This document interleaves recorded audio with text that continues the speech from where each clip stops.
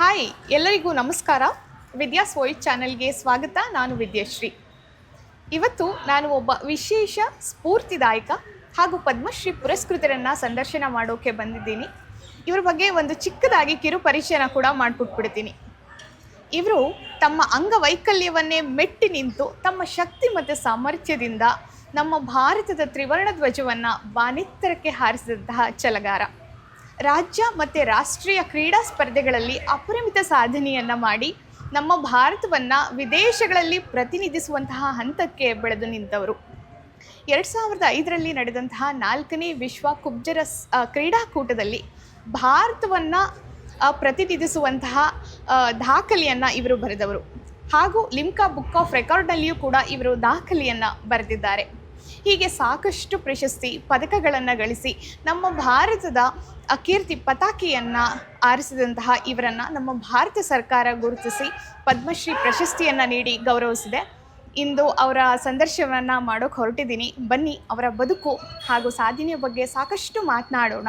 ಹಾಗೆ ಈ ಸಂದರ್ಶನ ಸಾಕಷ್ಟು ಜನರಿಗೆ ಸ್ಫೂರ್ತಿಯಾಗಬಹುದು ಅಂತ ನಾನು ಭಾವಿಸ್ತೇನೆ. ಸರ್ ಇಲ್ಲೇ ಇದ್ದಾರೆ. ಇವರೇ KY ವೆಂಕಟೇಶ್ ಸರ್ ಅವರು. ಸರ್ ನಮಸ್ತೆ. ವೀಕ್ಷಕರಿಗೆ ನನ್ನ ಸಾಷ್ಟಾಂಗ ನಮಸ್ಕಾರಗಳು. ಹೇಗಿದ್ದೀರಾ ಸರ್? ಚೆನ್ನಾಗಿದ್ದೀನಿ ಮೇಡಮ್. ಸರ್, ಮೊದಲನೇದಾಗಿ ನಮ್ಮ ನ್ಯೂನತೆಗಳನ್ನು ಪಾಸಿಟಿವ್ ಆಗಿ ತಗೊಂಡು ಅದನ್ನು ತುಂಬ ದೊಡ್ಡ ಶಕ್ತಿಯನ್ನಾಗಿ ಮಾಡಿಕೊಂಡು ಇಷ್ಟು ಎತ್ತರಕ್ಕೆ ಬೆಳೆದಿದ್ದೀರಾ. ಸೊ ಇವಾಗ ಏನು ಅನಿಸುತ್ತೆ ಸರ್? ಮೇಡಮ್, ನಿಮ್ಮ ಗುರಿ ಸಾಧಿಸೋಕ್ಕೆ ಅಂಗವೈಕಲ್ಯತೆ ನ್ಯೂನತೆ ಇದೆ ಇದಿದೆ ಅಂತ ಇದು ಮಾಡೋಂಗಿಲ್ಲ. ನಿಮ್ಮ ಛಲ ಏನಿದೆಯೋ ಅದು ಮಾಡಿದ್ರೆ ಎಲ್ಲ ಮೆಟ್ಟು ನಿಂತ್ಕೋಬೋದು. ಒಂದು ಉದಾಹರಣೆ ಕೊಡ್ತೀನಿ. ಫೆಲ್ಪ್ಸ್ ಅಂತ ಸ್ವಿಮ್ಮರ್, ಅವನ ಕಾಲಿಲ್ಲ, 2 ಕಾಲಿಲ್ಲದೆ ಇದ್ರೂ ಇದು ರೆಕಾರ್ಡ್ ಮಾಡ್ತಾನೆ ಪ್ಯಾರಾ ಒಲಿಂಪಿಕ್ಸು. ಹಂಗೆ ಆಸ್ಕರ್ ಪಿಸ್ತೋರಿಯಸ್ 2 ಆರ್ಟಿಫಿಷಿಯಲ್ ಕಾಲಲ್ಲಿ ಓಡ್ತಾನೆ. ಅವ್ನು ಏನು ಹೇಳ್ತಾನೆ ಅಂದರೆ, ನಾರ್ಮಲಲ್ಲೂ ಓಡ್ತೀನಿ, ಒಲಿಂಪಿಕ್ಸಲ್ಲೂ ಪ್ಯಾರಾ ಒಲಿಂಪಿಕ್ಸಲ್ಲೂ ಓಡ್ತೀನಿ, ನನಗೆ ಒಲಿಂಪಿಕ್ಸ್ಗೆ ಅವಕಾಶ ಕೊಡಿ ಅಂತಾರೆ. ನಮ್ಮದ್ರಲ್ಲಿ ಏನು ಅಂದರೆ, ಅವಕಾಶ ಕೊಡಿ, ಅನುಕಂಪ ಬೇಡ. ನಾವು ಏನು ಮಾಡ್ತೀವಿ ಅದಕ್ಕೊಂದು ಅವಕಾಶ ಕೊಟ್ಟರೆ ನಾವು ಮಾಡಿ ತೋರಿಸ್ಬೋದು. ಇವಾಗ ನಮ್ಮ ಸಮಾಜದಲ್ಲಿ ನಾವು ಕ್ರೀಡೆ ಒಂದೇ ಅಲ್ಲ, ಎಲ್ಲ ಕ್ಷೇತ್ರದಲ್ಲೂ ಇದ್ದೀವಿ. ಇವಾಗ ಒಬ್ಬರು ಬ್ಲೈಂಡ್ ಅವಳು DC ಆಗಿದ್ದಾರೆ. ಸೊ ಆ ಥರ ನಮ್ಮ ವಿಕಲಚೇತನ ಪ್ರತಿಭಾವಂತರಿಗೆ ಅವಕಾಶ ಕೊಟ್ಟರೆ ಏನು ಬೇಕಾದರೂ ಮಾಡಿ ತೋರಿಸ್ತೀವಿ. ಓಕೆ ಸರ್, ನಿಮ್ಮ ಬಾಲ್ಯದ ಬಗ್ಗೆ ಹೇಳಿ. ಆ್ಯಕ್ಚುಲಿ ನಾನು ತಿಳಿದುಕೊಂಡಿದ್ದು ನೀವು ಮೂಲತಃ ತುಮಕೂರಿನವರು ಅಂತ. ತುಮಕೂರಲ್ಲ madam, Mysuru. Okay sir, wrong ಇದ್ರಲ್ಲಿ ಕೊಟ್ಟಿದ್ದಾರೆ, ರಾಂಗ್. ಸೊ ನಾನು ಬಾಲ್ಯದಲ್ಲಿ ಅಷ್ಟು ಕ್ರೀಡೆ ಆಡೋಕ್ಕಾಗ್ತಾ ಇರಲಿಲ್ಲ. ಇವಾಗ ಈ ಥರ ಆಗಿನ ಇದರಲ್ಲಿ ಅವಕಾಶಗಳು ಇರಲಿಲ್ಲ ನಮ್ಮ ವಿಕಲಚೇತನರಿಗೆ. ನನಗೆ ಕ್ರೀಡೆಯಲ್ಲಿ ಗೊತ್ತಾಗಿದ್ದು ಕಾಲೇಜ್ ಮುಗಿದ ಮೇಲೆ 94ರಲ್ಲಿ 92-94ರಲ್ಲಿ ಈಗ ನಮ್ಮ Lakshmi Nizamuddin, god mother for para sports, ಅವರು ತುಂಬ ಪ್ರತಿಭಾವಂತರನ್ನ, ಲೈಕ್ ಮಾಲ್ತಿ ಹೊಳ್ಳ, ಜಾನಕಿ, ಶಂಕರಯ್ಯರ್, ಮಹಾದೇವ್, ಸುಮಾರು ಜನನ ಕ್ರೀಡೆ ಅಂಗವಿಕಲ ರಾಷ್ಟ್ರೀಯ ಮಟ್ಟಕ್ಕೆ ಮೆಟ್ಟು ನಿಲ್ಲಿಸಿದಂಥ ತಾಯಿ, ಅವ್ರಿಗೆ ನಾನು ಸಾಷ್ಟಾಂಗ ನಮಸ್ಕಾರ ಹೇಳಬೇಕು. ಅವ್ರು ಮಾಡಿದ ಇದಕ್ಕೆ ಇವಾಗ ನಮ್ಮ ಪ್ಯಾರಾ ಸ್ಪೋರ್ಟ್ಸು ತುಂಬಾ ಬೆಳೆದಿದೆ. ಇತ್ತೀಚೆಗೆ ಪ್ಯಾರಾ ಒಲಿಂಪಿಕ್ಸ್ ಮುಗಿದಾಗ ನಮ್ಮ ಭಾರತ ಕ್ರೀಡಾಪಟುಗಳು 29 ಪದಕ ತಗೊಂಡ್ರು. ಸೊ ಇದನ್ನು ನಾನು ಹೇಳೋದಕ್ಕೆ ಏನು ಅಂತಂದರೆ, ಅನುಕಂಪ ಬೇಡ, ಅವಕಾಶ ಕೊಡಿ ಅಂತ ಏನಕ್ಕೆ ಹೇಳೋದು ಅಂದರೆ, ನಿಮ್ಮ ಛಲ ಏನಿದೆ ಮಾಡಿ ತೋರಿಸಿ. ದಾರಿ ಒಂದೇ ರಸ್ತೆ, ಏಕರಸ್ತೆ, ಅಡಚಣೆಗಳು ಬರುತ್ತೆ, ಅದು ಮೆಟ್ಟು ನಿಂತರೆ ನೀವು ಆ ದಾರಿ ಕೊನೆ ದಾರಿ ಮುಟ್ಬೋದು. ಓಕೆ ಸರ್, ಇವಾಗ ತಾನೇ ಹೇಳ್ತಾ ಇದ್ರೆ ನೀವು ಮೂಲತಃ ಮೈಸೂರಿನವರು ಅಂತ. ನೀವು ಎಲ್ಲಿ ಸರ್ ಓದಿದ್ದೆಲ್ಲ, ಎಲ್ಲಿ, ಹೇಗೆ? ಮೇಡಮ್, ನಾವು ಹುಟ್ಟಿ ಬೆಳೆದಿದ್ದೆಲ್ಲ ಬೆಂಗಳೂರಲ್ಲೇ. ನಮ್ಮ ತಂದೆ ಮೂಲತಃ ಮೈಸೂರಲ್ಲೇ ಇದ್ದಿದ್ದು. ಅವ್ರು ಆಯುರ್ವೇದಿಕ್ ಡಾಕ್ಟ್ರು. ಸೊ ಅವ್ರು ಟ್ರಾವೆಲಿಂಗ್ ಇದ್ದಿದ್ದರಿಂದ ನಾವು ಬೆಂಗಳೂರಲ್ಲೇ ಇದ್ದಿದ್ದು. ನಾನು ಬೆಂಗಳೂರಲ್ಲಿ ಎಲ್ಲ ಸುಮಾರು ಸ್ಕೂಲ್ಸ್ ಓದಿದ್ದೆ. ಯಾಕಂದರೆ ನಾವು ಏರಿಯಾ ಚೇಂಜ್ ಆಗ್ತಾ ಇದ್ದಾಗ ಈಗಿನ ಥರ ಆಗ ವ್ಯಾನ್ಗಳೆಲ್ಲ ಏನು ಇರಲಿಲ್ಲ. ಸೊ ನಾನು ನಡಿಬೇಕಾಗಿತ್ತು ಅಂತ ನಾವು ಹತ್ರ ಸ್ಕೂಲ್ಸ್ ನಮ್ಮ ತಂದೆ ತಾಯಿ ನೋಡೋರು. ಸೊ ಇದರಿಂದ ಅಲ್ಲಲ್ಲೇ ಸ್ಕೂಲ್ಸ್ ಎಲ್ಲ ಓದಿದ್ದು. ಕಾಲೇಜ್ ನಾನು ಮನೆ ಹತ್ರನೇ ಇದ್ದಿದ್ದು, ಕಾಲೇಜು ಇದಾಯಿತು. ಸೊ ಹೀಗೆ ನನ್ನ ವಿದ್ಯಾಭ್ಯಾಸ. ಓಕೆ ಸರ್, ಕಾಲೇಜ್ ದಿನಗಳಲ್ಲಿ ನಾನು ಸ್ಕೂಲ್ ಲೆವೆಲಲ್ಲೇ ನಂದು ಕ್ರೀಡೆ ಇದ್ದಿತ್ತು. ಸ್ಕೂಲ್ ಲೆವೆಲಲ್ಲಿ ಏನಂದರೆ, ನಾನು ಸ್ವಲ್ಪ ವಿದ್ಯಾಭ್ಯಾಸದಲ್ಲಿ ಇದಾಗ್ತಾ ಇರ್ತದೆ. ಸೈಡ್ ಆ್ಯಕ್ಟಿವ್ನೆಸ್, ಹೈಪರ್ ಆ್ಯಕ್ಟಿವ್ ಅಂತಾರಲ್ಲ, ಆ ಥರ ಬಟ್ ವಿದ್ಯಾ ಕಡೆ ಜ್ಞಾನ ಇರ್ತಾ ಇರಲಿಲ್ಲ. ನನ್ನ ಏನಿದು ಬೇರೆ ಕಡೆ ಜ್ಞಾನ ಇರೋದು, ಈ ಕಡೆ ಓದಿದ್ದು ಮರ್ತು ಬಿಡ್ತಾ ಇದ್ದೆ. ಸೊ ಇದಕ್ಕೆ ನಮ್ಮ ತಂದೆ ಏನು ಮಾಡಿದ್ರು ಅಂದರೆ ಚೆಸ್ ಹೇಳ್ಕೊಳಕ್ಕೆ ಶುರು ಮಾಡಿದ್ರು. ಚೆಸ್ಸಲ್ಲಿ ಸ್ವಲ್ಪ ನಿಮ್ಮ ಬ್ರೈನ್ಗೆ ರೆಸ್ಟ್ ಸಿಗತ್ತೆ, ಕಾನ್ಸಂಟ್ರೇಷನ್ ಬರುತ್ತೆ. ಆ ಸೋಲ್ಜರ್ ಅಟ್ಯಾಕ್ ಮಾಡೋದು, ಪಾನ್ಸ್ ಏನೇನು ಮೂವ್ ಮಾಡ್ತೀಯ, ಆ ಅಪೋನೆಂಟ್ ಏನು ಮಾಡ್ತಾನೆ ಅದು ತಿಳ್ಕೊಳತ್ತೆ. ಸೊ ಇದಕ್ಕೋಸ್ಕರ ಆ ಚೆಸ್ ಆಡೋಕ್ಕೆ ಶುರು ಮಾಡಿದೆ. ಚೆಸ್ ಆಡೋಕ್ಕೆ ಶುರು ಮಾಡಿದಾಗ ಸ್ಕೂಲಲ್ಲಿ, ಹೈಸ್ಕೂಲಲ್ಲಿ, ಆವಾಗ ನಾನು ಅಂತರ್ಶಾಲಾ ಮಟ್ಟ ಕ್ರೀಡೆಗೆ ಭಾಗವಹಿಸ್ತಾ ಇದ್ದೆ. ಚೆಸ್ಸಲ್ಲಿ ತಾಲೂಕ್ ಲೆವೆಲ್, ಡಿಸ್ಟ್ರಿಕ್ಟ್ ಲೆವೆಲಲ್ಲ ಹೋಗಿ ಗೆದ್ಕೊಂಡು ಬರ್ತಾ ಇದ್ದೆ. ಕಾಲೇಜ್ ಬಂದಾಗ ನಿಲ್ಲಿಸ್ಬಿಟ್ಟೆ. ಬಟ್ ನಮ್ಮ ಪಿ ಟಿ ಮಾಸ್ಟ್ರು ಗೊತ್ತಾಯ್ತು ಅವ್ರಿಗೆ, ಇದು ನೀನು ನಿಲ್ಲಿಸ್ಬಾರ್ದು, ಕಂಟಿನ್ಯೂ ಮಾಡಲೇಬೇಕು, ನಿನ್ನ ಪೇರೆಂಟ್ಸ್ ಸಪೋರ್ಟ್ ಇದೆ ಅಲ್ವಾ, ಇದೆ, ಮಾಡು ಅಂತಾರೆ. ಸೊ ಆಡ್ತಾ ಇದ್ದೆ. ಅವಾಗ ಬರೀ ಇಂಟರ್ ಕಾಲೇಜ್ ಮಾತ್ರ ಆಡ್ತಾ ಇದ್ದೆ. ಸರಿ, ಅಷ್ಟು ಇದರಲ್ಲಿ ಇದಾದೆ. ಆಮೇಲೆ ನಾನು ಕ್ರೀಡೆ ಬಿಟ್ಟೆ, ಯಾಕೋ ಇದು ಸರಿ ಹೋಗ್ತಾ ಇಲ್ಲ ಇದು ಅಂತ. ಆಮೇಲೆ ಒಂದು ವಿದ್ಯಾಭ್ಯಾಸ ಮುಗಿದ ಮೇಲೆ ನಂದು ದಿನ ಪೇಪರ್ ಓದೋ ಅಭ್ಯಾಸ. ಅದು ಬೆಳಗ್ಗೆ ಎದ್ದು ಮಾರ್ನಿಂಗ್ ನಾನು ಪೇಪರ್ ಓದ್ದೇ ಹೋಗ್ತೀನಿ. ಅವಾಗ ಏನು ಚಟುವಟಿಕೆ ನಮ್ಮ ದೇಶದ ಕ್ರೀಡೆ ಇದ್ದಾವೆ, ಏನಾದರೂ ಒಂದು ಓದ್ತಾ ಇರ್ತಾರೆ.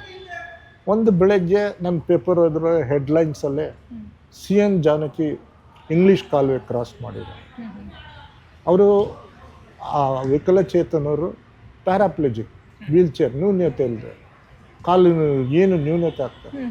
ಸೊ ನನಗೊಂಥರ ಆಶ್ಚರ್ಯ ಆಯಿತು, ಪ್ಯಾರಾಪ್ಲೆಜಿಕ್ ಇಂಗ್ಲೀಷ್ ಕಾಲುವೆ ಕ್ರಾಸ್ ಮಾಡಿದೆ. ನನಗೆ ಕಾಲು ಚೆನ್ನಾಗಿದೆ, ಕೈ ಚೆನ್ನಾಗಿದೆ, ನಾನು ಯಾಕೆ ಒಂದು ಛಲ ಹಿಡ್ಕೊಂಡು ನಾನು ಮಾಡಿ ನಮ್ಮ ರಾಜ್ಯಕ್ಕೆ, ದೇಶಕ್ಕೆ ಕೀರ್ತಿ ತರ್ಬೋದು.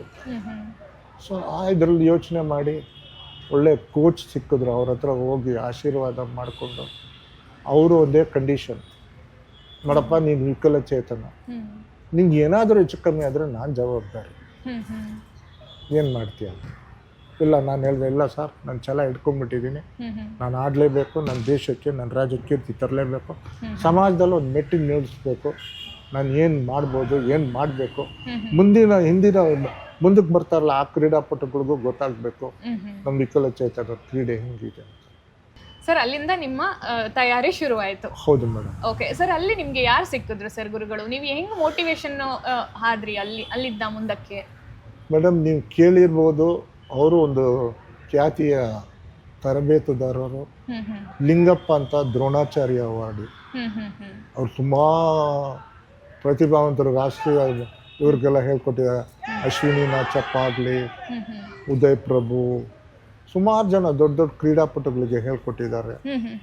ಅವ್ರ ಹತ್ರ ನಾನು ಕೋಚಿಂಗ್ ತರಬೇತಿ ಪಡೆದು ಇದು ಮಟ್ಟಕ್ಕೆ ನಿಂತಿದ್ದೀನಿ.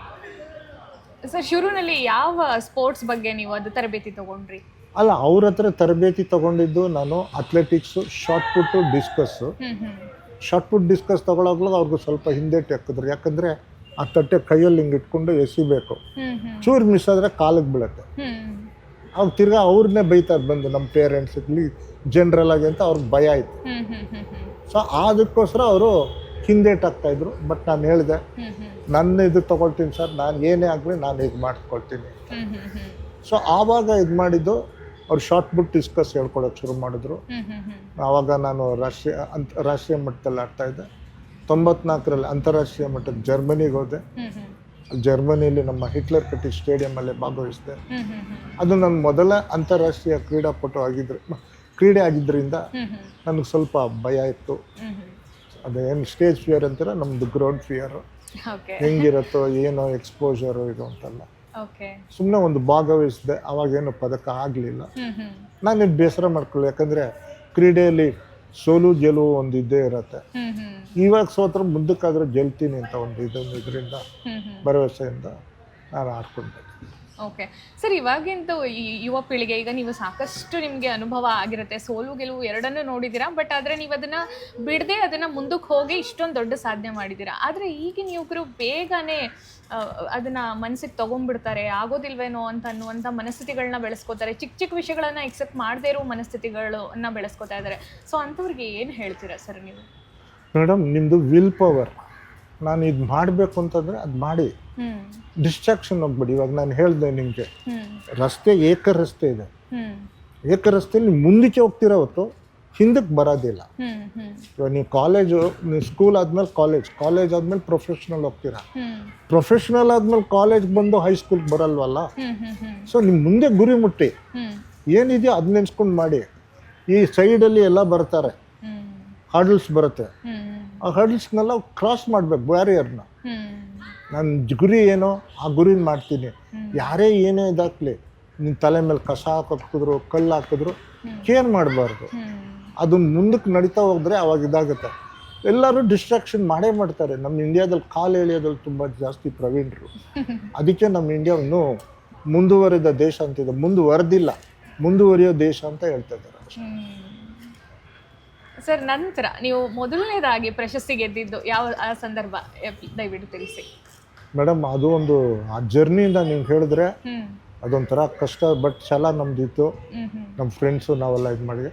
99ರಲ್ಲಿ ನಾವು ಆಸ್ಟ್ರೇಲಿಯಾ ಸಿಡ್ನಿ ಅಲ್ಲಿ ಟೂರ್ನಮೆಂಟ್ ಇತ್ತು, ಮಲ್ಟಿ ಡಿಸಬಿಲಿಟಿ ಚಾಂಪಿಯನ್ಶಿಪ್ ಅಂತ. ಹ್ಮ್ ಹ್ಮ್ ಅದಕ್ಕೆ ಭಾಗವಹಿಸೋದಕ್ಕೆ ನಮಗೆ ವಿಕಲಚೇತನರಿಗೆ ಅವಾಗ ಭಾರತ ಸರ್ಕಾರ ಆಗಲಿ ರಾಜ್ಯ ಸರ್ಕಾರ ಆಗಲಿ ಹಣ ಮಂಜೂರು ಮಾಡ್ತಾ ಇರಲಿಲ್ಲ, ಧನ ಸಹಾಯ ಇರಲಿಲ್ಲ.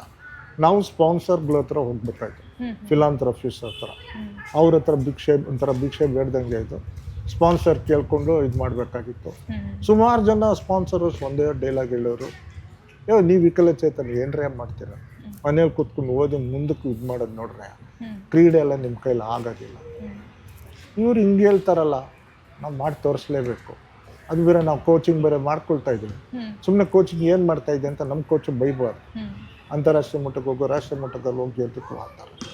ಸೊ ಆ ಇದರಲ್ಲಿ ನಿಂತ್ಕೊಂಡು ಮಾಡಿದಾಗ ಆ ಹಣ ಎಲ್ಲ ನಮ್ಮ ಸಹಾಯ ಸಿಕ್ತು. ನಮ್ಮ ಡಾಕ್ಟರ್ ಜೀವರಾಜ್ ಅವರ ನೆರವಿನಿಂದ ನನಗೆ ಸ್ಪಾನ್ಸರ್ ತುಂಬ ದೊರಕಿ ಆ ಆಸ್ಟ್ರೇಲಿಯಾಗೆ ಭಾಗವಹಿಸಿದ್ದಕ್ಕೆ ಎಲ್ಲ ವ್ಯವಸ್ಥೆ ಮಾಡಿಕೊಂಡೆ. ವ್ಯವಸ್ಥೆ ಮಾಡ್ಕೊಂಡ್ಮೇಲೆ ನಾವು ಹಣನ ಅಲ್ಲಿಗೆ ಸಂದಾಯ ಮಾಡಿದ್ವಿ. ಯಾಕಂದರೆ ಅವ್ರು ಅರೇಂಜ್ ಮಾಡ್ತಾರೆ. ಈ ಎಂಟ್ರಿ ಫೀಸ್ ಏನಕ್ಕೆ ಕೊಡ್ತೀವಿ ಅಂದರೆ ಅಕಾಮಡೇಷನ್ನು, ಪಾರ್ಟಿಸಿಪೇಷನ್ಗೆ, ಊಟದ್ದಕ್ಕೆ. ಸೊ ಇದಕ್ಕೆಲ್ಲ ಸೇರಿ ನಾವು ಹಣ ಎಷ್ಟು ಅಂತ ಕಟ್ಟಬೇಕು, ಅಲ್ಲಿ ಕಟ್ಟಿದ್ರು ನಮ್ಮ ಅಸೋಸಿಯೇಷನ್. ಕಟ್ಟಿ ಎಲ್ಲ ಆಯಿತು. ನಾವು ಹೊರಡೋದಕ್ಕೆ ಒಂದು ವಾರ ಮುಂಚೆ ವೀಸಾ ತೊಗೋಬೇಕು. ವೀಸಾ ತೊಗೊಳೋದಕ್ಕೆ ನಾವು ಫ್ಲೈಟ್ ಟಿಕೆಟ್, ಕನ್ಫರ್ಮ್ ಟಿಕೆಟ್ ತೊಗೋಬೇಕು. To and fro flight ticket ತೊಗೋಬೇಕು, ಇನ್ಶೂರೆನ್ಸ್ ಮಾಡಿಸ್ಬೇಕು, ಇದೆಲ್ಲ ಇದಾಗಬೇಕು. ಸೊ ಇದೆಲ್ಲ ಮಾಡಿಕೊಂಡು ನಾವು ಮಾಡಿದ್ರೆ ಅಲ್ಲಿ ವೀಸಾ ರಿಜೆಕ್ಟ್ ಮಾಡಿಬಿಟ್ರು. ನಮಗೆ ಒಂಥರ ಶಾಕು.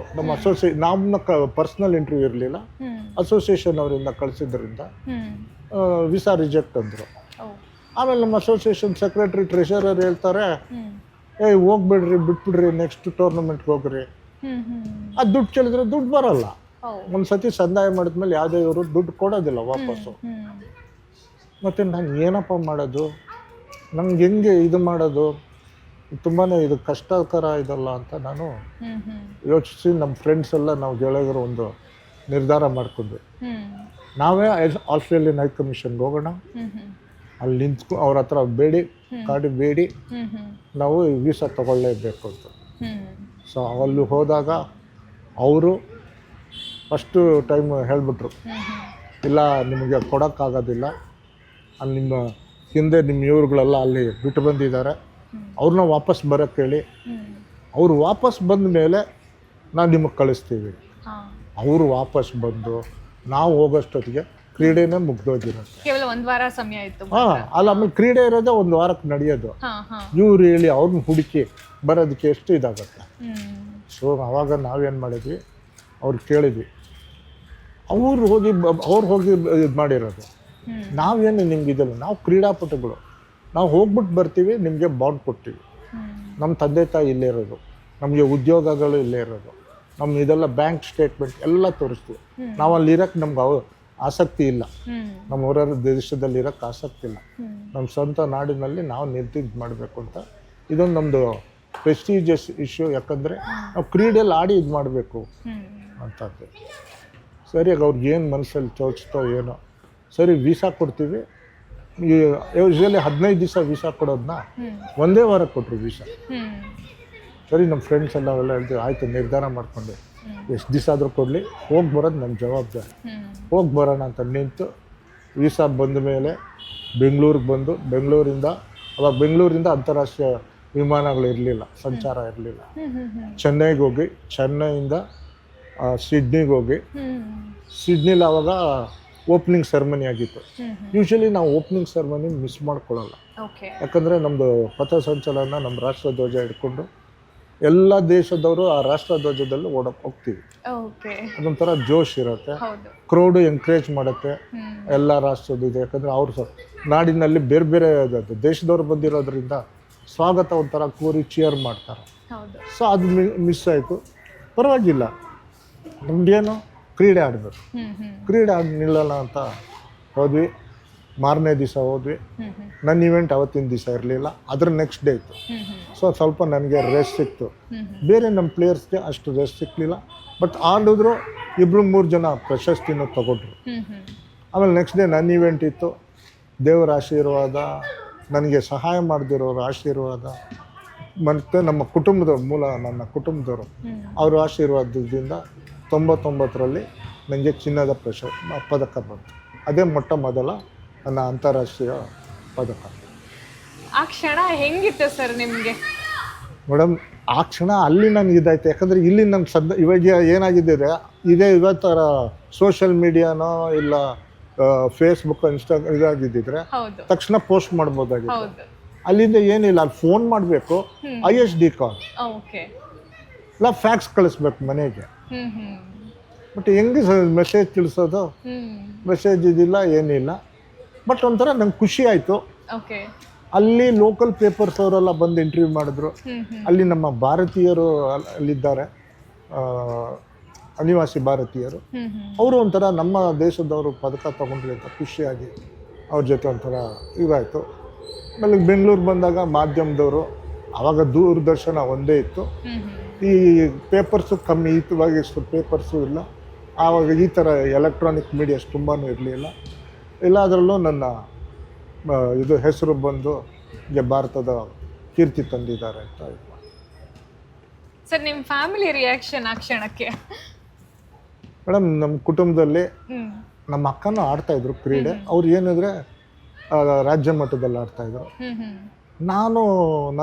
ನಾನೊಬ್ಬನೇ ಕಡತ್ತೆ ಒಂದು ರಾಷ್ಟ್ರ ಮಟ್ಟ, ಅಂತಾರಾಷ್ಟ್ರೀಯ ಮಟ್ಟದಲ್ಲಿ ಆಡಿದ. ಬಟ್ ನಂಗೆ ತುಂಬ ಸ್ಫೂರ್ತಿ ಕೊಟ್ಟರು ನಮ್ಮ ಕುಟುಂಬದವರೆಲ್ಲ. ಒಂಥರ ನಮ್ಮ ಕುಟುಂಬ ಎಲ್ಲ ಎಂಕರೇಜ್ ಮಾಡೋರು. ಪದಕ ಬಂದಾಗ ಇನ್ನೂ ಖುಷಿ ಆಯಿತು, ಏನೋ ಅವ್ರಿಗೆ ಬಂದಂಗೆ ಆಯಿತು. ಒಂಥರ ರಿಯಾಕ್ಷನ್ ಇದೆ. ಒಂದು ಅಂತಾರಾಷ್ಟ್ರೀಯ ಮಟ್ಟದಲ್ಲಿ ಗೆದ್ದು ಸ್ಪರ್ಧಿಸಿ ಆ ಬಹುಮಾನ ತಗೊಂಡಾಗ ಅದು ಬೇರೆ ಥರದ್ದೇ ಫೀಲಿಂಗ್ ಇರುತ್ತೆ ಅಲ್ಲ ಸರ್? ಹೌದು ಮೇಡಮ್, ಯಾಕಂದರೆ ನಮ್ಮ ಭಾರತ ಧ್ವಜ ಬೇರೆ ಹಾರುತ್ತೆ, ನಮ್ಮ ರಾಷ್ಟ್ರಗೀತೆ ಆಡ್ತಾರೆ, ಅದೊಂದೇ ಖುಷಿ ಇದೆ. ಹೌದು ಸರ್. ನಂತರ ನಿಮ್ಮ ಲಿಮ್ಕಾ ಬುಕ್ ಆಫ್ ರೆಕಾರ್ಡ್ ಬಗ್ಗೆ ಮಾತನಾಡೋದಾದರೆ, ಸೊ ಅದ್ರ ಬಗ್ಗೆ ತಿಳಿಸ್ಕೊಡಿ ಸರ್. ಅದು ಯಾವ ಕ್ಯಾಟಗರಿಲಿ ನಿಮಗೆ ಸಿಕ್ಕಿರೋದು? ಮೇಡಮ್, ನಮ್ಮದು ವಿಕಲಚೇತನರಲ್ಲಿ ಇವಾಗ ಪ್ಯಾರಾ ಒಲಿಂಪಿಕ್ಸಲ್ಲಿ 4 ಇದಿದೆ. Para Olympics, silent Olympics. Silent ಅಂದರೆ ಕಿವಿಡು ಮೂಗರು ಅವ್ರಿಗೆ. ಆಮೇಲೆ ಅಂಧರದ್ದಿದೆ. ಸ್ಪೆಷಲ್ ಒಲಿಂಪಿಕ್ಸ್ ಅಂದರೆ ಬುದ್ಧಿಮಾನ್ಯರು. ಆಮೇಲೆ ನಮ್ಮ ಡ್ವಾರ್ಫ್ ಒಲಿಂಪಿಕ್ಸ್. ಇಷ್ಟು ಇದೆ. ಇದು ಏನಂದರೆ ಇವಾಗ ಗೌರ್ಮೆಂಟ್ಗಾಗಲಿ ಬೇರೆಯವ್ರಿಗೆ ಎಲ್ರಿಗೂ ಗೊತ್ತಿರೋದು ಬರೀ ಪ್ಯಾರಾ ಒಲಿಂಪಿಕ್ಸ್. ಇದು ಅಷ್ಟು ಯಾರಿಗೂ ಮುಟ್ಟಿಲ್ಲ. ನಾನು ಪ್ಯಾರಾ ಇದು ಡ್ವಾರ್ಫ್ ಒಲಿಂಪಿಕ್ಸ್ 2005ರಲ್ಲಿ ನಡೆದು, ಅದು 4 ವರ್ಷಕ್ಕೊಂದು ಸತಿನೇ ನಡೆಯೋದು. 2005 ಪ್ಯಾರಿಸಲ್ಲಿ ನಡೀತು. ಆಗ ನಾನು ಆಯ್ಕೆ ಆಗಿದ್ದೆ, ನಾನು ಹೋದೆ. ಅಲ್ಲಿ ನನಗೆ 6 ಪದಕ ಬಂತು. ಆದರೆ ಹೇಳ್ತೀನಿ, ಒಂದು ಬ್ಯಾಡ್ಮಿಂಟನಲ್ಲಿ, ಒಂದು athletics, shot put, discuss, javelin, ಇನ್ನೊಂದು 3 ಟೀಮ್ ಇವೆಂಟ್ಸಲ್ಲಿ ಬಂತು. ಟೀಮ್ ಇವೆಂಟಲ್ಲಿ ಏನು ಮಾಡಿದ್ರು ಅಂದರೆ, ನಾನು ಭಾರತೀಯದಿಂದ ಒಬ್ಬನೇ ಓದಿರೋರು. ಬಟ್ ಅಲ್ಲಿ ಬೇರೆ ವಿಶ್ವದವರೆಲ್ಲ ಇದ್ದಾರೆ. ಅವ್ರು ಬಾಸ್ಕೆಟ್ಬಾಲ್ ಇತ್ತು, ಹಾಕಿ ಇತ್ತು, ಫುಟ್ಬಾಲ್ ಇತ್ತು. ಸೊ ಈ 3 ಇವೆಂಟ್ ಇರೋದ್ರಿಂದ ನಮಗೆ ಶಾರ್ಟೇಜ್ ಆಫ್ ಪ್ಲೇಯರ್ಸ್ ಇರೋದ್ರಿಂದ, ನೀನು ಸಪೋರ್ಟ್ ಮಾಡ್ಕೊ, ನೀನು ಬಾ ಆಡು ಒಂಥರ ಇದಂತ. ಸೊ ನನಗೊಂಥರ ಹುಮ್ಮಸ್ಸಾಯಿತು. ಬಾಸ್ಕೆಟ್ಬಾಲ್ ನಮ್ಮ ಕೋಚು ಏನಕ್ಕೆ ಮಾಡಿದ್ದು ಅಂದರೆ, ನಾನು ವರ್ಕೌಟ್ಸಲ್ಲಿ ಎಕ್ಸಸೈಸ್ ನನ್ನ ಕೈ ಬೆರಳು ಇದಾಗಬೇಕು ಅಂತ ಬಾಸ್ಕೆಟ್ಬಾಲ್ ಡ್ರಿಬ್ಲಿಂಗ್ ಮಾಡು ಅಂತ ಬೆರಳೆಲ್ಲ ಕ್ಲೀನ್ ಆಗಬೇಕು. ಯಾಕಂದರೆ ಥ್ರೋಸ್ ಶಾರ್ಟ್ ಪುಟ್ಟಿಂಗ್ ಎಸೆಯುವಾಗ ನಮ್ಮ ಬೆರಳು ಇದಾಗಬೇಕು, ಆ್ಯಕ್ಷನ್ ಬರಬೇಕು. ಸೊ ಅದಕ್ಕೆ ಅದೊಂದು ಐಡಿಯಾ ಕೊಟ್ಟರು. ಆಮೇಲೆ ಹಾಕಿ ನನ್ನ ಮೂಮೆಂಟ್ ಇದು ಟ್ವಿಸ್ಟ್ ಆಗಬೇಕು. ಆ ಬ್ಯಾಟ್ ಇಟ್ಕೊಂಡು ಹಿಂಗೆ ಬಾಲ್ ಮೂವ್ಮೆಂಟ್ ಮಾಡಿಸಿದ್ರು. ಸೊ ಅವ್ರು ಅದು ಏನು ಮಾಡಿದ್ದು ಹೇಳ್ಕೊಟ್ಟಿದ್ದು ಇಲ್ಲಿ ಯೂಸ್ ಆಯ್ತು ನನಗೆ. ನಾನು ಇವ್ರ ಜೊತೆ ಆಡಿ ನಮ್ಮ ವಿಶ್ವಕ್ಕೆ 2 ಚಿನ್ನದ ಪದಕ ಬಂದು, 1 ಚಿನ್ನ 1 ಬೆಳ್ಳಿ 1 ಕಂಚು ಬಂತು. ಅದು ಟೋಟಲ್ ಸೇರಿ 6 ಪದಕ ಆಯಿತು. ಅವಾಗ 2016ರಲ್ಲಿ Limca people of the records, Limca book of records ಅಂತ ಆ ದಾಖಲೆಗಳನ್ನ ಇದು ಮಾಡ್ತಾರೆ.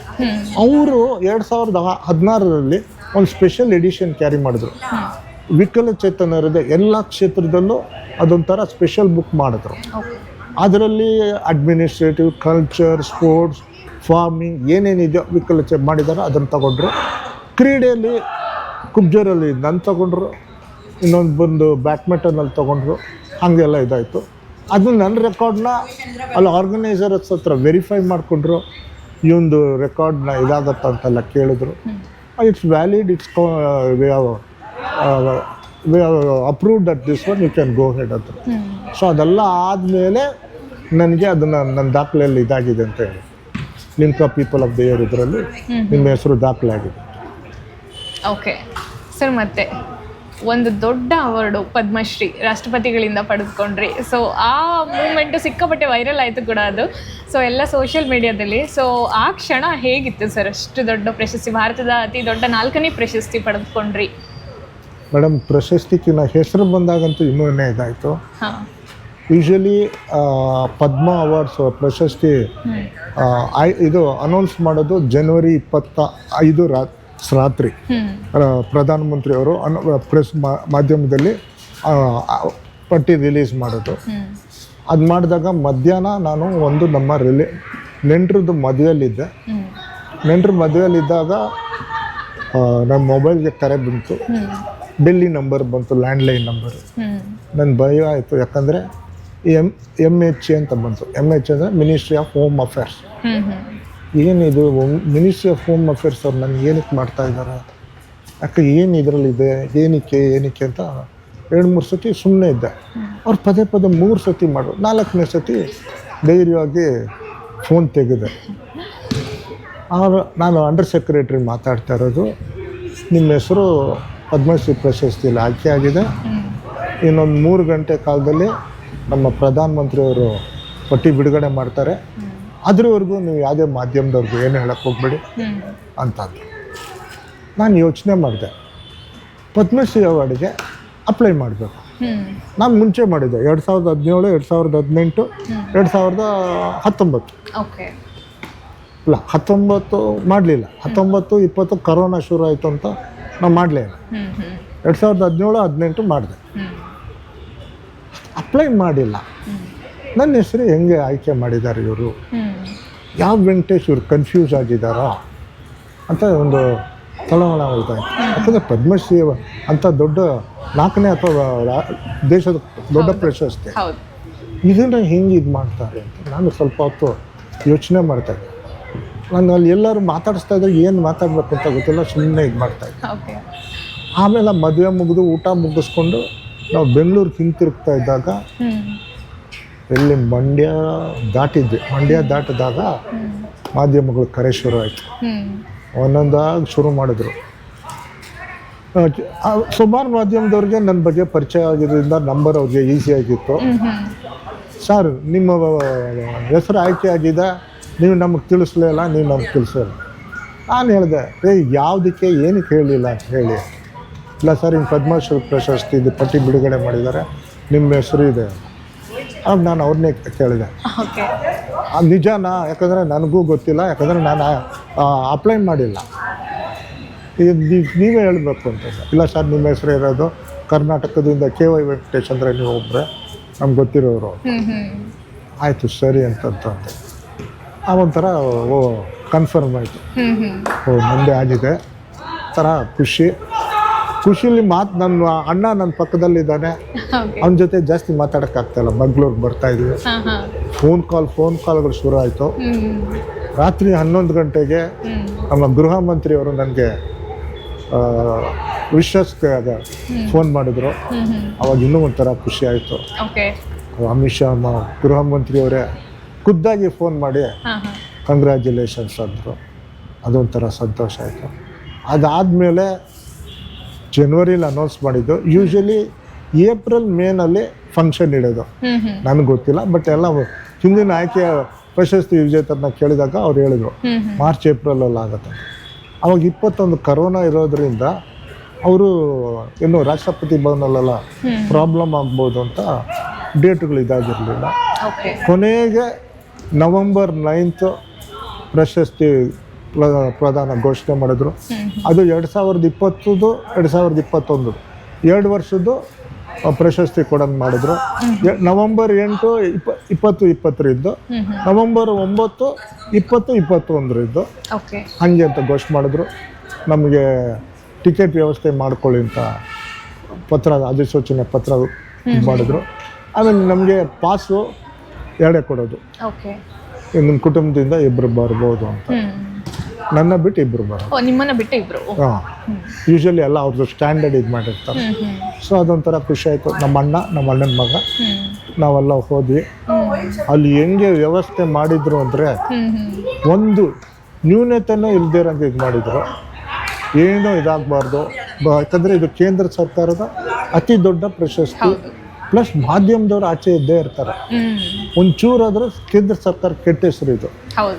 ಸೊ ಇದರಿಂದ ಎಲ್ಲ ಈ ಕ್ಷೇತ್ರದವರು ಬಂದಿದ್ದರು. ಖುಷಿ ಆಯಿತು. ಒಂಥರ ಅವ್ರನ್ನ ಜೊತೆ ಮೀಟ್ ಮಾಡಿ ಅಂತ ಇದಾಯಿತು. ನವೆಂಬರ್ 9ನೇ ತಾರೀಕು 11 ಗಂಟೆ. ಇನ್ನೂ ನನಗೆ ಆ ಟೈಮು, ಆ ಡೇ, ಇದೆಲ್ಲ ಫೀಲಿಂಗ್ಸ್ ಇದೆ. ನಾವು ರಾಷ್ಟ್ರಪತಿ ಭವನ ಒಳಗೋದಾಗ ನಮ್ಮ ಪುರಸ್ಕೃತರನ್ನ ಒಂದು ಕಡೆ ಕೂರಿಸ್ತಾರೆ, ಕುಟುಂಬದವ್ರನ್ನ ಆ ಕಡೆ ಕೂರಿಸ್ತಾರೆ. ನಾವು ಪುರಸ್ಕೃತರು ಕೂತಿದ್ದೆ. ಫಸ್ಟು ಪ್ರಧಾನಮಂತ್ರಿ, ಉಪರಾಷ್ಟ್ರಪತಿ, ಕೇಂದ್ರ ಸಚಿವರುಗಳು ಬಂದರು. ಕರೆಕ್ಟಾಗಿ 10:55 ನಮ್ಮ ರಾಷ್ಟ್ರಪತಿ ಆವಾಗಿನ ರಾಮನಾಥ್ ಕೋವಿಂದ್ ಅವ್ರು ಬಂದರು. ಅವ್ರು ಬಂದಮೇಲೆ ಫಸ್ಟು ರಾಷ್ಟ್ರಗೀತೆ ಶುರು ಆಗುತ್ತೆ. ರಾಷ್ಟ್ರಗೀತೆ ಆದಮೇಲೆ ಪ್ರಶಸ್ತಿ ಪುರಸ್ಕೃತ ಆಗುತ್ತೆ. ನಂದು ಆಲ್ಫಾಬೆಟಿಕಲ್ ವೈಸರಿಂದ ವೆಂಕಟೇಶ್ ವಿ ಇಂದ ತಂದು ಲಾಸ್ಟ್ ಬಟ್ 1 ಬಂತು. ಅವಾಗ ನಾನು ಕರೆದಾಗ ಒಂಥರ ರಿಹರ್ಸಲ್ ಎಲ್ಲ ತೋರಿಸಿದ್ರು, ಹೆಂಗೆ ಮಾಡಬೇಕು, ಏನು ಮಾಡಬೇಕು ಅಂತೆಲ್ಲ ಮುಂಚೆನೇ ರಿಹರ್ಸಲ್ ತೋರಿಸಿದ್ರಿಂದ ಅಲ್ಲಿ ಗಣ್ಯರು ಕೂತಿದ್ದವ್ರಿಗೆ ನಾನು ನಮಸ್ಕಾರ ಮಾಡಿದೆ. ಆವಾಗ ನಮ್ಮ ಈಗಿನ ಪ್ರಧಾನಮಂತ್ರಿ ಆದ ನರೇಂದ್ರ ಮೋದಿ, ಗೃಹ ಸಚಿವರು, ಉಪರಾಷ್ಟ್ರಪತಿ, ಕೇಂದ್ರ ಹಣಕಾಸು ಸಚಿವರು, ವಿದೇಶಾಂಗ ಸಚಿವರು, ಸುಮಾರು ಗಣ್ಯ ವ್ಯಕ್ತಿಗಳು ಇದ್ದರು. ಎಲ್ಲರಿಗೂ ಇದು ಮಾಡಿ ಆಮೇಲೆ ಪ್ರೆಸಿಡೆಂಟ್ಗೆ ನಮಸ್ಕಾರ ಮಾಡಿದೆ.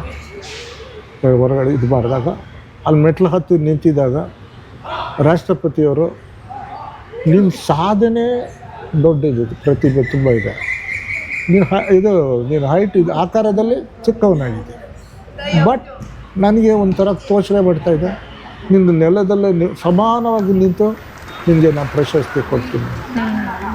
ನಾನು ಬರೋದಿಲ್ಲ ಅಂತಂತ, ಇಲ್ಲ ನಮ್ಗೆ ಅದೇ ನನ್ನ ಇದು ಅಂತಂತ ನನ್ನ ಕೆಳಗಿಳಿಸಿ ಅವರು ಕೆಳಗಿಳಿದು ಆ ಪ್ರಶಸ್ತಿ ಕೊಟ್ಟರು. ಅದು ಕೊಟ್ಟಾಗ ಅಲ್ಲಿ ನೆರೆದಿದ್ದಂಥ ಎಲ್ಲರೂ ಒಂಥರ ದೊಡ್ಡ ಚಪ್ಪಾಳೆ ತಟ್ಟಿ ನನಗೆ ಇನ್ನೂ ಹುಮ್ಮಸ್ಸು ಕೊಟ್ಟರು. ಓಕೆ ಸರ್, ಅಲ್ಲಿಂದ ಬಂದ ನಂತರ ಇಲ್ಲಿ ನಿಮಗೆ ಹೇಗೆ ಸ್ವಾಗತ ಸಿಕ್ತು? ಆ ಸಂದರ್ಭನ ದಯವಿಟ್ಟು ವಿವರಿಸಿ. ಸ್ವಾಗತ ಜನರಲ್ ಆಗಿತ್ತು, ತುಂಬಾನೇ ಖುಷಿ ಆಗಿದೆ. ಅದಿದ್ದೇ ಇದ್ದಿತ್ತು. ಬಟ್ ಏನಂತಂದ್ರೆ ಮೀಡಿಯಾದವ್ರು ತುಂಬಾನೇ ಇದು ಮಾಡಿದ್ರು. ಅಲ್ಲಿ ಇನ್ನೂ ಫಂಕ್ಷನ್ ಇಂದ ಬಂದಿರಲಿಲ್ಲ. ಫಸ್ಟು ನಮಗೆ ಇದು ಮಾಡಿದ್ದು ನಮ್ಮ ಬೆಂಗಳೂರು ದಕ್ಷಿಣ ಕ್ಷೇತ್ರದ MP ಆದಾಗ ತೇಜಸ್ವಿ ಸೂರ್ಯ ಅವರು ಫೋನ್ ಮಾಡಿ ಹೇಳಿದ್ರು, ಕರೆ ಮಾಡಿದ್ರು. ಅವ್ರು ಮುಂಚೆನೇ ಕರೆ ಮಾಡಿದ್ದಾರೆ, ನಾವು ಸ್ವೀಕಾರ ಮಾಡೋಕ್ಕಾಗಲಿ, ಯಾಕಂದರೆ ಫೋನ್ ನಾವು ಒಳಗಡೆ ರಾಷ್ಟ್ರಪತಿ ಭವನಲ್ಲಿ ತೊಗೊಂಡೋಗೋಂಗಿಲ್ಲ. ಅದರಿಂದ ಅವರು ಕರೆ ಮಾಡಿದ್ದಾರೆ, ನಾನು ಕರೆ ಸ್ವೀಕಾರ ಮಾಡಿರಲಿಲ್ಲ. ಆಮೇಲೆ ನೋಡಿದೆ ಮಿಸ್ ಕಾಲ್ ಅಲರ್ಟಲ್ಲಿ ನೋಡಿದೆ, ಅವ್ರದ್ದಿತ್ತು. ನಮ್ಮ MLA ಅವರ ಆಗಿನ ಉಪಮುಖ್ಯಮಂತ್ರಿ ಆದ ಡಾಕ್ಟರ್ ಅಶ್ವಥ್ ನಾರಾಯಣ್ ಇತ್ತು, ಸುಮಾರು ಗಣ್ಯರದ್ದು ಇತ್ತು, ಸುಮಾರು ಮಾಧ್ಯಮದವ್ರದ್ದು ಇತ್ತು ಫೋನ್ ಇದು. ಸರಿ, ನಾನು ಫಸ್ಟು ಇವರು ನಮ್ಮ ತೇಜಸ್ವಿ ಸೂರ್ಯ, ಯುವ ನಾಯಕ, ಪ್ರತಿಭಾ, ಅವ್ರಿಗೆ ಫೋನ್ ಮಾಡಿದಾಗ ಅವ್ರ ಮೀಟಿಂಗಲ್ಲಿದ್ದರು. ತಕ್ಷಣ ಅವರು PA ಎಲ್ಲ ಅವ್ರ ಮೀಟಿಂಗಲ್ಲಿದ್ದಾರೆ ಅಂದರು. ನಾನು ಅವ್ರನ್ನ ಯಾರು ನೀವು ಅಂತಂದರು. ಸರಿ, ನಾನು ಹಿಂಗೆ KY ಸರ್ ಇರಿ ನೀವು ಫೋನ್ ಡಿಸ್ಕನೆಕ್ಟ್ ಮಾಡಬೇಡಿ ಅವರೇ ನಿಮ್ಗೆ ಟ್ರೈ ಮಾಡಿದ್ರು ಅವ್ರು ಕೊಡ್ತೀನಿ ಅಂದರು. ಆಮೇಲೆ ಅವರು ಹೇಳಿದ್ರು, ಸರ್ ನೀವು ಮಾಡಿರೋ ಪ್ರತಿಭೆಗೆ ನೀವು ಮಾಡಿರೋ ಇದಕ್ಕೆ ನಿಮ್ಮ ಹೆಸರು ವಿಶ್ವಕ್ಕೆ ಎಲ್ಲ ಹೋಗುತ್ತೆ ಅಂತ ಅವ್ರು ಫಸ್ಟ್ ಹೇಳಿದ್ದು. ಅವರೇ ಟ್ವೀಟ್ ಮಾಡಿದ್ರಂತೆ, ನನಗೆ ಗೊತ್ತಿಲ್ಲ. ಆಮೇಲೆ ಆ ಲಿಂಕ್ ಕಳಿಸಿದ್ರು. ಅದು ಸುಮಾರು ಲಕ್ಷಗಟ್ಟಲೆ ಲೈಕ್ಸ್ ಇದಾಗಿದೆ. ಹಂಗೆ ನಮ್ಮ ಮಲ್ಲೇಶ್ವರಂ ಶಾಸಕರು, ಈಗಿನ ಶಾಸಕರು, ಈಗಿನ ಮಾಜಿ ಉಪಮುಖ್ಯಮಂತ್ರಿ ಅಶ್ವಥ್ ನಾರಾಯಣ್, ಎಲ್ಲರೂ ಗಣ್ಯರು, ಸುಮಾರು ಶಾಸಕರುಗಳು, MLA MPs ಎಲ್ಲ ಕಡೆಯಿಂದನೂ ಶುಭ ಸಂದೇಶಗಳು ಬಂತು. ಮಾಧ್ಯಮದವರಂತೂ ತುಂಬಾ ಇದು ಮಾಡಿದ್ರು. ಎಲ್ಲ ಮಾಧ್ಯಮದವರು ನನ್ನ ಪ್ರಶಂಸೆ ಮಾಡಿದ್ರು. ಸರ್, ಇಷ್ಟೊಂದೆಲ್ಲ ಸಾಧನೆಗಳು ಮಾಡಿದಾಗ ಅದಕ್ಕೆ ತಕ್ಕ ಅಪ್ರಿಷಿಯೇಷನ್ ಸಿಕ್ಕಿದಾಗ ಆ ಮೂಮೆಂಟ್, ಆ ಕ್ಷಣಕ್ಕೆ ನಿಮಗೆ ಏನು ಅನಿಸಿತ್ತು ಸರ್ ಮನಸ್ಸಿನಲ್ಲಿ? ಏನಿಲ್ಲ, ನಾವಿಷ್ಟು ಮಾಡಿದ್ದಕ್ಕೆ ನಮ್ಗೆ ಸರ್ಕಾರ, ಅದು ಕೇಂದ್ರ ಸರ್ಕಾರ ಗುರುತಿಸಿರೋದಕ್ಕೆ ನಾನು ದೊಡ್ಡ ನಮಸ್ಕಾರ ಹೇಳ್ಬೇಕು, ಶಿವಋಣಿಯಾಗಿರ್ಬೇಕು, ಅವ್ರಿಗೆ ಧನ್ಯವಾದಗಳು ಹೇಳಬೇಕು. ಈಗ ನಮ್ಮ ಕೇಂದ್ರ ಸರ್ಕಾರ ಏನು ಮಾಡ್ತಾಯಿದ್ದಾರೆ, ಪದ್ಮ ಪ್ರಶಸ್ತಿ ವಿಜೇತರಿಗೆ ಅವರೇ ಅಪ್ಲೈ ಮಾಡೋಂಗಿಲ್ಲ, ಬೇರೆ ಯಾರಾದರೂ ಅಪ್ಲೈ ಮಾಡ್ಬೋದು. ಗುರುತಿಸಿ ಅದೇನಿದೆಯೋ ಅದು ಗುರುತಿಸಿ ಅವ್ರು ವೆರಿಫೈ ಮಾಡಿ ಅವ್ರಿಗೆ ಪ್ರಶಸ್ತಿ ನೀಡ್ತಾರೆ ಮೇಡಮ್. ಓಕೆ, ಇದು ಬಹಳ ಸಂತೋಷದ ವಿಷಯ ಸರ್. ಆ್ಯಕ್ಚುಲಿ ಸರ್, ನಿಮ್ಮ ದಿನಚರಿ ಹೇಗಿರುತ್ತೆ? ಮೇಡಮ್, ನಾನು ದಿನ ಬೆಳಗ್ಗೆ 5 ಗಂಟೆಗೆ ಎದ್ದೇಳ್ತೀನಿ. 5ರಿಂದ 5:30 ಸ್ವಲ್ಪ ಲೈಟ್ ಎಕ್ಸಸೈಸ್ ಏನಾದರೂ ಮಾಡ್ಕೊತೀನಿ ಮನೆಯಲ್ಲೇ. 5:30ಯಿಂದ 6 ನಮ್ಮ ಹೊರ ದೇಶದಲ್ಲಿ ಫ್ರೆಂಡ್ಸ್ ಇರ್ತಾರೆ, ಅವ್ರ ಸಂದೇಶ ಮೆಸೇಜ್ಗಳು ಕಳಿಸಿರ್ತಾರೆ, ಏನಾದರೂ ಒಂದು ನಮ್ಗೆ ಇದಿರುತ್ತೆ, ಅವ್ರ ಜೊತೆ ಒಂದು ಸ್ವಲ್ಪ ಮೆಸೇಜ್ ವಾಟ್ಸಪ್ಪಲ್ಲಿ ಇದು ಮಾಡಿ ನನ್ನ ಸ್ಟೇಟಸ್ ಏನೇನಿದೆ ಅದೆಲ್ಲ ನೋಡ್ಕೊಂಡು ಮಾಡ್ತೀನಿ. ಆಮೇಲೆ ಅವತ್ತಿನ ದಿವಸ ಏನು ಮಾಡಬೇಕು ಅಂತ ಒಂದು ಚಾರ್ಟ್ ಹಾಕ್ಕೊಂಡು ಏನು ಮಾಡಬೇಕು, ಏನು ಮಾಡಿಲ್ಲ, ಹಿಂದಿನ ದಿವಸ ಏನು ಮಾಡಿಲ್ಲ, ಮುಂದಿನ ದಿವಸಕ್ಕೆ ತೊಗೊಂಡು ಬಂದಿರೋದು ಅದೊಂದು ಮಾಡ್ತೀನಿ. ಮಧ್ಯಾಹ್ನ ಒಂದು 7-7:30 ಬೆಳಗ್ಗೆ 7-7:30 ಸ್ನಾನ ನನ್ನ ನಿತ್ಯಚರಿದು ಮುಗಿಸಿ 9:30-10 ಗಂಟೆಗೆ ನನ್ನ ಫೋನ್ ಕಾಲ್ ಶುರು ಆಗುತ್ತೆ. ನನ್ನ ಸ್ವಂತ ಉದ್ಯೋಗ ಇರೋದ್ರಿಂದ ಅದು ಏನಾದರೂ ಇರುತ್ತೆ, ಇಲ್ಲ ಹೊರದ್ದು ಏನಾದರೂ ಕಾಲ್ಸ್ಗಳಿರುತ್ತೆ, ಈ ಪ್ಲೇಯರ್ಸ್ದು. ಆಮೇಲೆ ಈ ಗೌರ್ಮೆಂಟ್ ಅವರು ಅವಾಗ ರಾಜ್ಯ ಸರ್ಕಾರದವರು ಅವ್ರದ್ದು ಏನಾದರೂ ಒಂದು ಇದಕ್ಕೆ ಕರೀತಾರೆ, ಸೊ ಅಲ್ಲಿಗೆ ಹೋಗಿ ಬರಬೇಕು, ಆ ಥರ ಓಡಾಡ್ತಾ ಇರ್ತೀನಿ. ಸರ್, ನಿಮ್ಮ ಸಮಯದಲ್ಲಿ ಬಹಳ ಅವಕಾಶಗಳು ಕಡಿಮೆ ಇತ್ತು, ನೀವೇ ಹೇಳ್ತಾ ಇದ್ರಿ, ಸ್ಪಾನ್ಸರ್ಸ್ ಕೂಡ ಕಡಿಮೆ, ನಾವೇ ಹುಡ್ಕೊಂಡು ಹೋಗಬೇಕಿತ್ತು ಅನ್ನುವಂಥ ಸಾಕಷ್ಟು ಪರಿಸ್ಥಿತಿಗಳು ಇರ್ತಾ ಇತ್ತು. ಬಟ್ ಇವಾಗಿನ ವಿಕಲಚೇತನರಿಗೆ ಏನೆಲ್ಲ ಅವಕಾಶಗಳಿದೆ, ಮತ್ತು ಎಷ್ಟೋ ಜನರಿಗೆ ಎಲ್ಲಿ ಹೋಗಬೇಕು, ಏನು ಮಾಡಬೇಕು ಅನ್ನುವಂಥದ್ದು ಕೂಡ ಗೊತ್ತಿರೋದಿಲ್ಲ. ಸೊ ಅಂಥವ್ರಿಗೆಲ್ಲ ಏನು ಹೇಳ್ತೀರಾ ಸರ್? ಮೇಡಮ್, ಈಗ ತಂತ್ರಜ್ಞಾನ ತುಂಬ ಮುಂದುವರೆದಿದೆ. ನೀವು ಮನೆಯಲ್ಲೇ ಕೂತ್ಕೊಂಡು ಎಲ್ಲೆಲ್ಲಿ ಏನೇನು ಟ್ರೈನಿಂಗು, ಯಾರು ಕೋಚಸ್ಸು, ಯಾರು ಕ್ರೀಡಾಪಟುಗಳು ಏನೇನು ಮಾಡಿದ್ದಾರೆ ಅಂತೆಲ್ಲ ಮಾಹಿತಿ ಸಿಗುತ್ತೆ. ಬಟ್ ಈಗ ನಮ್ಮ ಕೇಂದ್ರ ಸರ್ಕಾರ ವಿಕಲಚೇತನರಿಗೆ ತುಂಬಾ ನೆರವು ನೀಡ್ತಾ ಇದ್ದಾರೆ. ಖೇಲೋ ಇಂಡಿಯಾ ಅಂತ ನಾರ್ಮಲ್ ಮಾಡ್ತಾಯಿದ್ರು, ಇವಾಗ ವಿಕಲಚೇತನರಿಗೂ ಖೇಲೋ ಇಂಡಿಯಾ ನಡೀತಾ ಇದೆ. ಆಮೇಲೆ ನಮ್ಮ ಭಾರತ ಕ್ರೀಡಾ ಪ್ರಾಧಿಕಾರ ಸಾಯಿ, ಅಲ್ಲೂ ನಮಗೆ ಕ್ರೀಡೆ ಪ್ರಾಕ್ಟೀಸ್ ಮಾಡೋಕ್ಕೆ ಸಹಾಯ ಮಾಡಿಸ್ತಾ ಇದ್ದಾರೆ. ಕೋಚರ್ಸ್ಗೆಲ್ಲ ನೇಮಕ ಮಾಡಿ ಅಲ್ಲಿ ಇದು ಮಾಡ್ತಾಯಿದ್ದಾರೆ. ಇವಾಗ ವಿಕಲಚೇತನಿಗೆ ಸಪ್ರೇಟಾಗಿರೋ ಒಂದು ಸ್ಪೋರ್ಟ್ಸ್ ಸೆಂಟರ್ ಮಧ್ಯಪ್ರದೇಶಲ್ಲಿ ಓಪನ್ ಆಗಿದೆ, ಅಟಲ್ ಬಿಹಾರಿ ವಾಜಪೇಯಿ ಸ್ಪೋರ್ಟ್ಸ್ ಸೆಂಟರ್ ಅಂತ. ಅದು ಬರೀ ಖುದ್ದು ವಿಕಲಚೇತನರಿಗೆ ಮಾತ್ರ ಇದೆ, ಅವ್ರಿಗೆ ಮುಂದಕ್ಕೆ ಇದಾಗೋದಕ್ಕೆ.